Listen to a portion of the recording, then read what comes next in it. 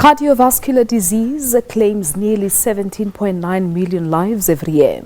Although the incidence of heart disease has steadily declined in high-income countries, the burden on middle and low-income countries has never been greater.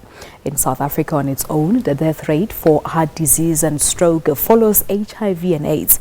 In fact, of the 48% of all deaths in South Africa, which is as a result of non-communicable diseases, 18% is due to cardiovascular disease. We take the discussion further now with Bianca Tromp. She is the Heart and Stroke Foundation South Africa's Acting Nutrition Science Manager and Registered Dietitian. Good afternoon to you, Bianca. Thank you so much for joining us here on SA Today. I think firstly, let's just get an understanding as to what this cardiovascular disease is and what it includes. So cardiovascular diseases of the heart as well as the vasculatory system. So the heart and your blood vessels, basically. All right. So the prevalence, really, I gave a bit of numbers on my introduction, but how prevalent is it in South Africa or amongst South Africans?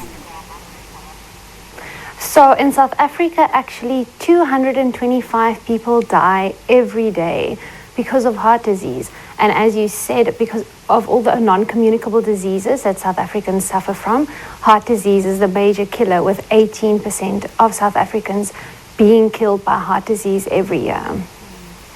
These are scary numbers, as you say, because I was also reading a little earlier on that about 120 people suffer from a heart attack on a daily basis.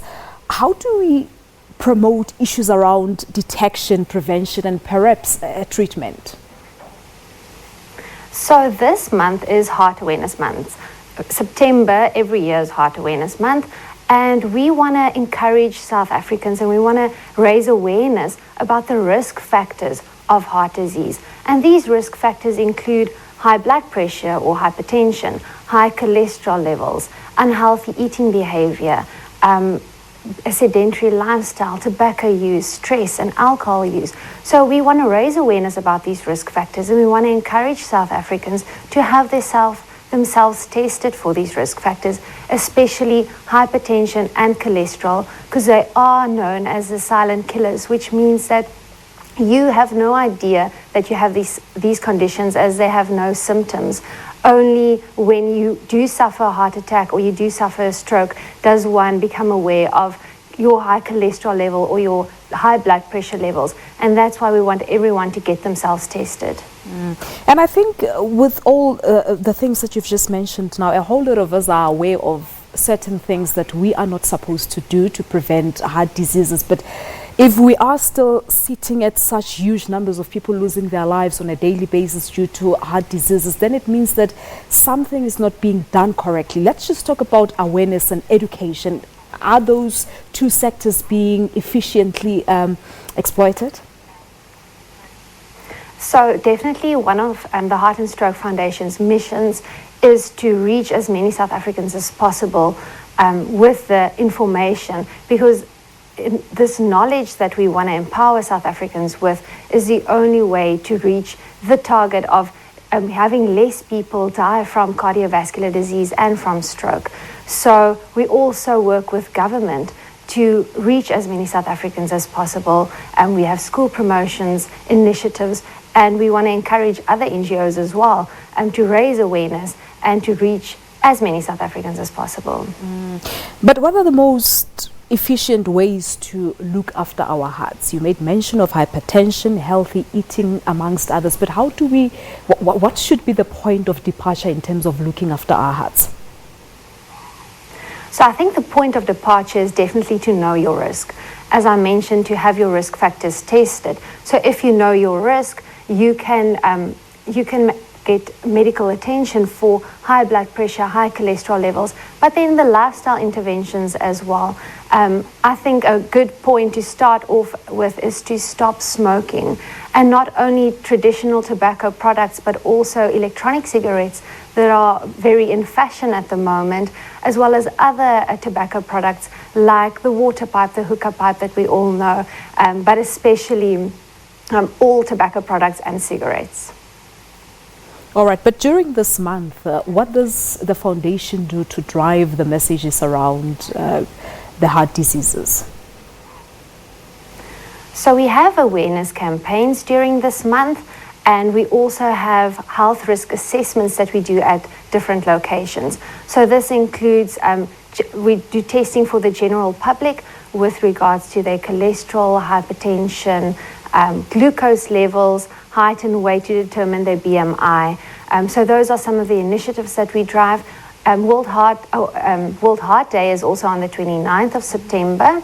And then we have activations all around the countries. In the 4 provinces that we have branches as well, we have activations where we do interact with the public, and we also have activations where we illuminate significant landmarks in the country, including here in Cape Town. We're going to be illuminating the V&A Waterfront's big wheel in red.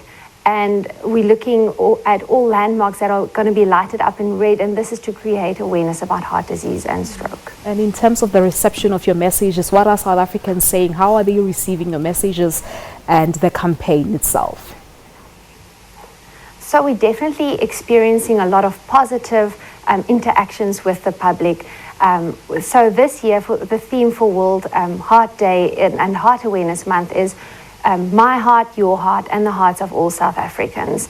And we're asking South Africans to make a heart promise for their own heart.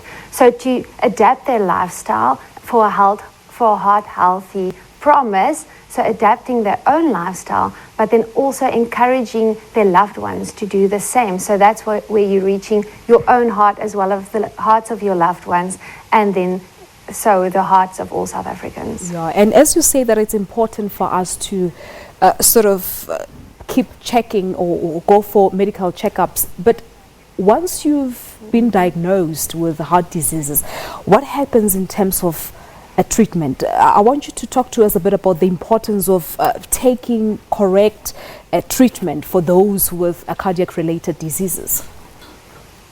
Yes, so it's true that a lot of, especially for hypertension and cholesterol, because they have no symptoms, people start taking their medication and then feel that they do feel better, and then just discontinue their medication afterwards. And it's important to continue with your medication. If you are struggling from side effects, talk to your doctor. Don't alter your medication yourself. Talk to your doctor, talk to your pharmacist about the side effects that you might be experiencing, and they can alter your medication. But once you have been diagnosed, it's important to remember that this is a lifelong condition. It's not something acute, it's chronic, and you're going to have to use your medication and go for more regular checkups. Yeah. And how important is it for one to really go for more regular checkups, more so if a person has lost a family member to cardiac-related diseases? Because some people believe that it's hereditary. So there's definitely a genetic predisposition for heart disease. So if you have a family member, your father, brother, mother, or sister who has passed away or has suffered a heart attack before the age of 50, your risk of having a heart attack might be increased. So it is very important, and even if you still are young, even if you're still in your 20s, to have your risk factors checked, including blood pressure and cholesterol, because those are the two that tend to be hereditary. And to have those tested, because as soon as you know that you are at risk, you can start with medication, you can start with improving your lifestyle to manage these risks. All right, Bianca, we'll leave the discussion at this for today. Thank you so much for coming through. Bianca Tromp is the Heart and Stroke Foundation South Africa's Acting Nutrition Science Manager and Registered Dietitian, talking to us about September being the Heart Awareness Month. And of course, on the 29th of this month, the world will be observing the World Heart Day, really talking to us about the importance of going to your medical checkups regularly, more so if you've lost a family member or someone has suffered a heart attack in your family. You need to go for your regular checkups. We are taking a quick